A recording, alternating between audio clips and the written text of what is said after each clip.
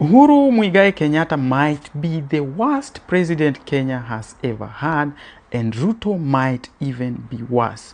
In the next few minutes, sit close and wait as I explain to you why I think so. Kenya's public debt hits 13 trillion Kenyan shillings. Public debt is money borrowed from banks within the country and external to cover the expenditure of the country. This is if the taxes are not enough to cover the expenditure. Now, how did Kenya find itself in this situation? I will take you back to 1963 when Kenya gained independence.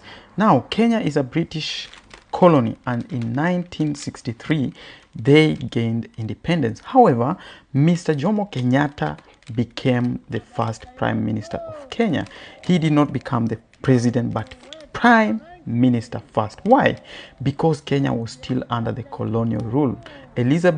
Queen Elizabeth II was still in charge of Kenya as a British colony. Now, when Kenyatta takes over, does Kenya have a debt?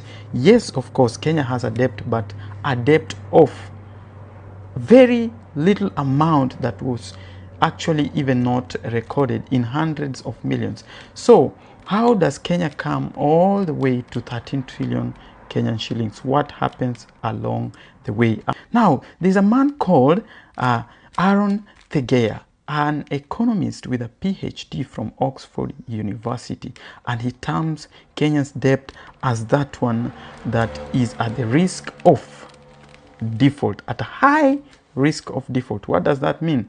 It means that Kenya might actually end up not being able to pay some of its loans in their own terms. Like, maybe you have been given 12 months to pay a loan. You might not be able to pay it, so you are at a risk of default.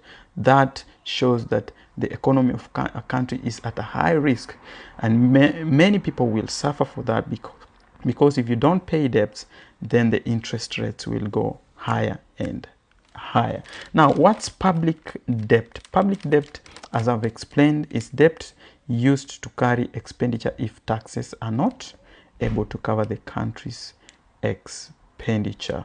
Now, I'm going to take you back now to when Mr. Jomo Kenyatta takes over.